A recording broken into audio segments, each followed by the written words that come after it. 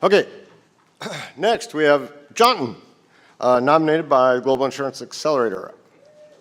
Jauntin. All right. Have at it.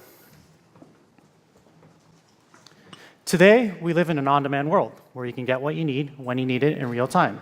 Everything from on-demand lodging to on-demand rides to an on-demand workforce.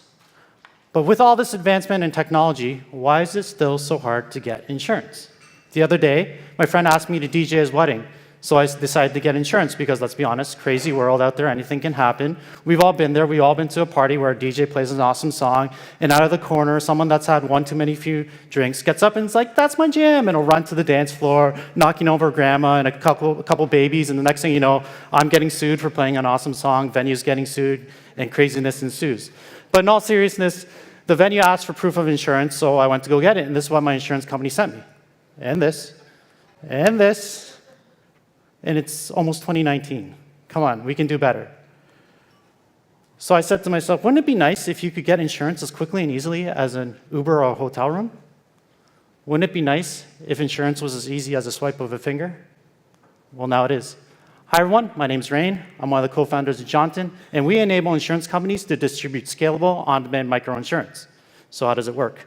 Well, just like any company, we have to start somewhere. So we're starting in travel and commercial liability insurance, where we work with insurance companies to turn this into this, where users can sign up for insurance on their phones, and when they actually need it, they simply swipe.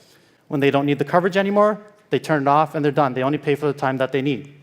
So in travel insurance, we partnered with AIG, who's white labeling our platform. So to be clear, we're a B2B software company. We're not a broker. We're not an agent. We're not trying to create our own brand. We are a B2B software company, so AIG uses our platform to distribute travel insurance. So say you're at Niagara Falls and you want to cross over for 2 hours just to have lunch in Buffalo. Now you can get 2 hours of insurance. When you get back, you turn it off, and you're done. We even have a geofencing technology that will allow us to send you a notification when you get near a major airport or border crossing to turn your insurance on or off if you're coming home.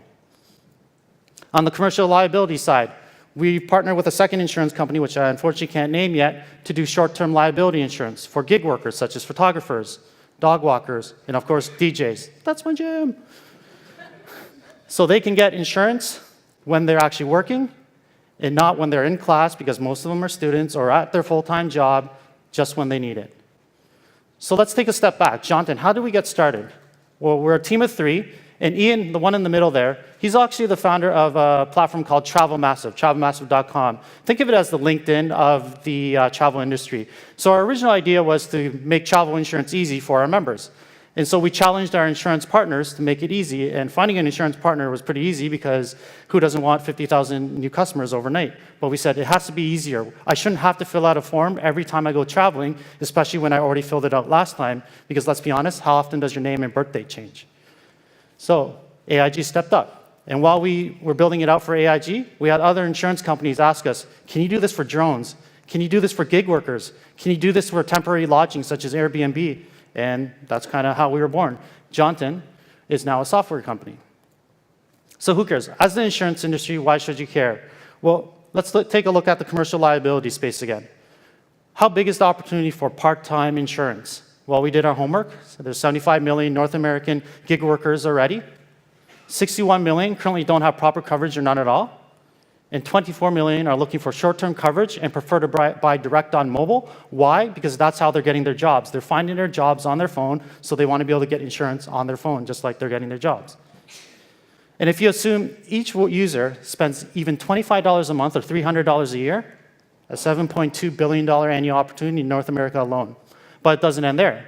You throw in Airbnb, drones, farmers' rental insurance, and so on, quickly becomes a $30 billion net new market opportunity for our insurance partners. And I have emphasized net new because we're not here to cannibalize current annual policies.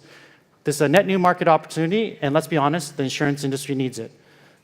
Millennials aren't getting driver's licenses. They're living longer at home. Most are renting. The current market of current products is shrinking, so these net new opportunities are needed by the insurance industry to grow. So how do we make money? Well, we charge a one-time setup fee to get a pilot up and running with us, and then we switch that to a monthly fee after the pilot period based on the number of active users. One question we get a lot is, why doesn't an insurance company build this themselves? Well, we've already built it. We can get you up and running quickly for about $100,000. If you did it yourself, you're looking at $1 million. CEO needs to sign off. By the time the CEO signs off, it's going to be a year and a half and so on. We can get you up and running within weeks. So in the last year, we've already went live with AIG as mentioned. Second insurance company we just signed last month. And by January, we'll have our third and fourth insurance company signed and up and running. And we think this is pretty good considering we've only raised $90,000, a lot of that coming from Global Insurance Accelerator, who's actually a sponsor of this event. Our go-to-market strategy is pretty straightforward too, but not obvious. So we're partnering with insurance companies. We're going to white label to them and their partners and agents so they can take advantage of the platform. And then together, we're going to integrate into platforms such as Expedia, TaskRabbit, Hire. They all have users. They're all looking for insurance, and we can offer a turnkey solution into their platforms so they can sell insurance on their platforms without doing any extra work. And of course, our insurance partners get access to all their users. So it looks something like this. Instead of a standalone platform, directly integrated into the third-party platform. Other partner benefits include speed to market. As mentioned, no need to create a new product. We can take an existing product and get you up and running quickly. We're white labeled. We aren't an agency. We're not a broker. We don't even charge commission. So a really straightforward tie-in. And then better data. As more and more insurance partners join our platform, we're going to be aggregating all that data and sending that back to our partners so they can use that to further optimize risk and pricing, such as traveler data, where people are when they turn on their insurance, and so on. On-demand insurance. Our vision at Jauntin is to become the largest distributor of short-term insurance policies without taking any marketing, branding, or underwriting risk. And if you're still not convinced that this is the way forward for the insurance industry, the next time you yourself go to get insurance and you get something like this, please think of us and how much time, money, and effort you could have saved if your insurance company had gone on demand. Thank you.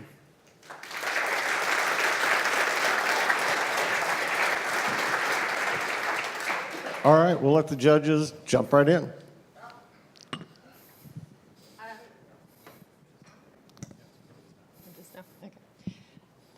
Just in terms of the powerful data and the aggregation of that data, and the insurers that you've signed up and are talking to, what is the general response to the sharing and the pooling of that data, where we've seen some participants pulling out of other sorts of shared or aggregated data? There's a lot of power in that. Mm-hmm. What kind of reaction are you getting in the people you're talking to? Sure. So far, it's been positive. The one thing we've heard from the insurance partners is they're always looking for ways to share data so they can reduce their risk at an aggregate level. And this is one way they can do that. So we've found that so far it's been very positive. They want to be able to participate in a way without giving away personal data, but still getting that anonymous data so they can optimize risk and pricing better in the future. Could I just actually, to the personal aspect of that, how do you think insurers can best bridge the convenient versus creepy gap on having all of this data and being able to do the slick, quick, easy processes that you showed in the app? I guess through our research, we found that if it's aggregated, it's anonymous. Most people are okay with it. And then if you look further at millennials are 3 times more likely to be okay to share data, just as long as they get something back in return. And in our case, we can start to price people individually based on the data that we're getting back. So we've noticed that it's been a pretty positive response so far. So you guys don't do any manufacturing of product, right? No, we do Primarily not. Just no underwriting. Yep. Okay. Well, say a few more words about that, and how much of the activity chain in the sale of the policy you control. So you've got the app, they fill in your form, and then you're passing the data back to the insurer. Correct. And the insurer is doing the underwriting. So the underwriting happens within our platform. So I just put up a quick slide here. So everything on the right is what the underwriters already currently have and are doing. We take care of everything else. So they just have to give us the pricing, and everything happens on our platform. And then once the user secures that insurance, we pass that along to our insurance partners. Okay, but for this to be real time, mm-hmm. The insurance company has to be able to do real-time underwriting. I guess that's my question. Or they just provide us with the pricing beforehand. So we can do real-time, or we can do either or. A commodity product, they've got a standard. Exactly, yeah. How do you think about, given the B2B angle, how do you think about this long sales cycle for enterprise sales? Even with an API capabilities and cloud-based solutions, getting integrated with these gig-related businesses still takes a long time. How do you think about that distribution and sort of pain point in sales execution?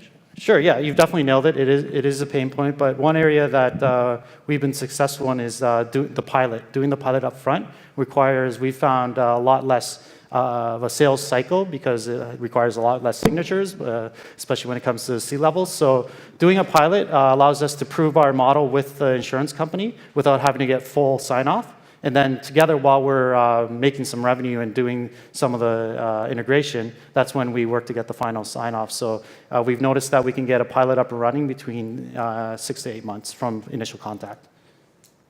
Great. I love the DJing example. That's pretty cool. That's my jam. Awesome. It's your jam, man.